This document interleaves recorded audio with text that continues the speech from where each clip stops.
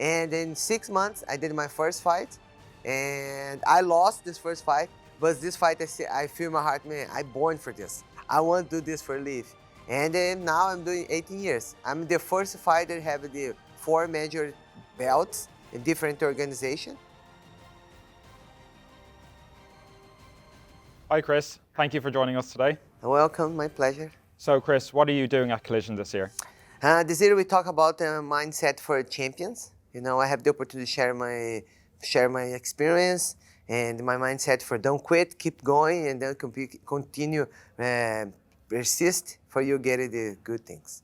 Very good. Why do so many athletes attend Web Summit and Collision? I believe it's very important that you be upgrade yourself. It's like Olympics for technology. It's like, okay, I do mixed martial arts. I go to one conference with a lot of people good at what they do. So you always have to work together. Even if I do mixed martial arts, it's good to getting better my technology for being in contact with fans and getting better my platform.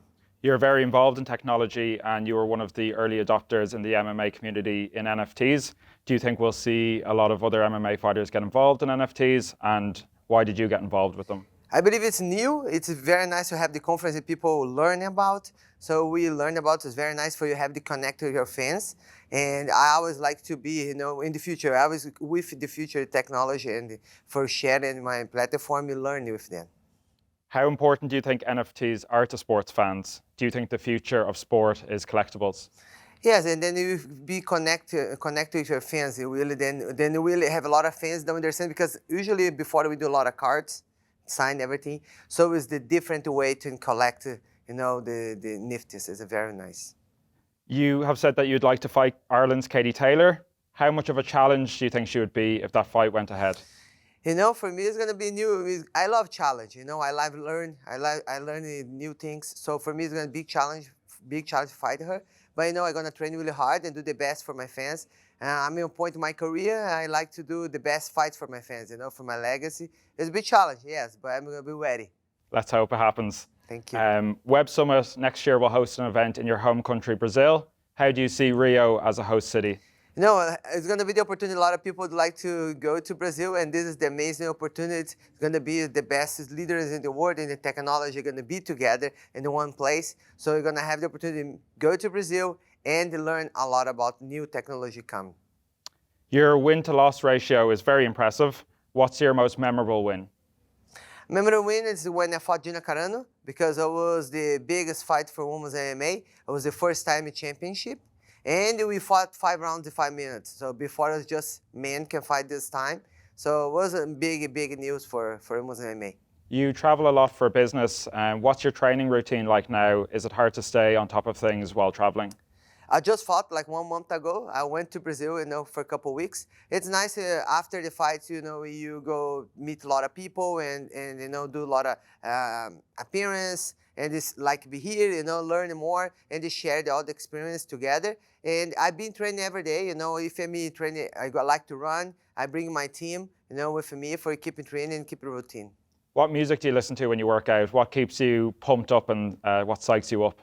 I usually always listen gospel music for the whole time. It's something feed my heart and the positive, message. And yeah, this is the type of music I like to listen. You're obviously traditionally in MMA. Katie Taylor is boxing. Could we see you venture into any other sports? Before I did wrestling, I did the jiu-jitsu, Muay Thai. The boxing is the only sport I did separate. And for me, it's one of my dreams before I retire. And how important is it for athletes to be involved in business ventures such as NFTs and attending conferences like this? You have to walk to the new generation. This is the new generation. If you want to continue walking with them, for the new fans be with you, you have to learn about and be part of. So, Cris, you recently fought last month. Tell us a bit more about the fight itself. I fought in Hawaii with Arlene Blanco. It was a great fight. It was 5 rounds, 5 minutes. It was a second fight rematch we did together. It was a great fight. I was defending my title, Bellator MMA Championship. You're one of the most decorated MMA fighters in history. How many more fights do you see yourself having in the future? This year I'm making 18 years fighting, but my plan is to do 20 years. I know I don't need to prove anything, I just improve and getting better, do great fights for my fans. And yeah, that's it. And getting my fans a chance to watch the good fights. What keeps you motivated to keep fighting? Obviously, the fans is one side, but surely there's more that keeps you going. For me, I always say, okay, I don't just want to be champion inside the octagon. I want to be champion in people's life. So I use my platform when I'm fighting for can back and help the community. In Brazil, we have one big show, mixed martial arts show, Cyborg Nation, we call, and we do some events for new young fighters who want to be a fighter in the future, a fighter there. I had to do the pink belt fitness camp I do for the only girls empowerment for training together. And in America now we're gonna do the just one tournament for the grappling only for women. I like to support the community. I like to support the sport. I want to make a better sport for the future younger girls who want to be a fighter. Female in the fighting game is obviously growing and growing over the last few years, but you've been in the game for 18 years and it wasn't that big when you first started. How did you get involved in fighting when you were so young?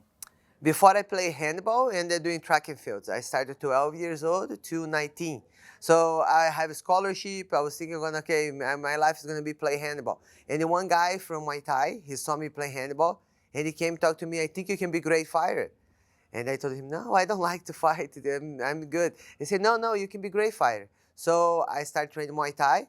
I trained for 3 months and I said, I want to do one fight for see how's work. Because I compete my whole life, so this for me was normal, just compete. And in 6 months, I did my first fight, and I lost this first fight, but this fight, I feel in my heart, man, I'm born for this. I want to do this for a live. And then now I'm doing 18 years. I'm the first fighter to have the 4 major belts in different organizations. Then this king then called me Zealand Grand Champion. So I was never thinking at the beginning of my career I was gonna do this, and especially because the women's MMA was no strong, but I see how's big now, how's the family getting together to watch. It's very motivating. It's very happy to see how the sport grow. What did your family think when you told them you wanted to be a fighter? My mom go crazy. She say, no, I don't want to do this. This is no good people do. She don't like it. But then after it, a little bit, because it's a lot of mentally, a lot of people in the beginning. But then when you see it's a sport, you see you have rules, you see like you're getting paid, it's like another professional sport, and then work well, and then she started, but she still don't like to see, but she's follow me, and yeah, she's happy about it. Your home country, Brazil, produces so many top fighters, yes, footballers and athletes. What's the secret? I think because the tough life people have in Brazil, in Curitiba, my city, have a lot of big stars there, and then coming to mixed martial arts. And where they start mixed martial arts was in Brazil, and now it's everyone in the world people love. For me, it's very nice, support the people love me. When you eventually hang up the gloves, what does the future hold for Cris Cyborg when you're not a fighter? When I stop fighting, I want to continue, help the sport grow, help the young fighters, be mindset, the champions, and be missionary, doing my missionary work, continue, and continue to be the champion in people's life. Are there any up-and-coming fighters that you see becoming the next world champion? I have a lot of young, especially in the mine event in Brazil. I believe you have a lot of girls and a lot of guys are going to be coming up to be champions, and they work really hard. It's going to be so. To all the fans watching in Brazil and Rio, what's your message to them? I'm really happy for all the support of my fans. I'm one person very thankful for them because a lot of things changed in my career because of my fans. So because this, I call them Cyborg Nation. And I'm very excited to come back in next year. It's not going to be a fighter, but they're going to be the big conference, the technology. It's going to be the Olympics for technology. I hope you guys enjoy. Thank you very much. Welcome. Thank you.